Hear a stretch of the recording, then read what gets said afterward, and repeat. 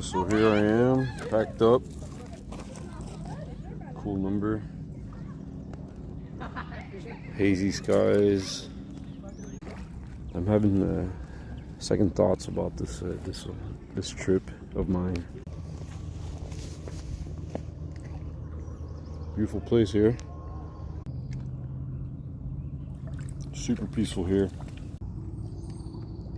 Look at her. My sweet little pony. Yeah, so I seem to be doing roughly 50 kilometers in 4 hours, which is not that much. I mean, I can pretty much do that biking with all the brakes and all that, but I mean, it is fun just cruising. I have time to focus and on just the road.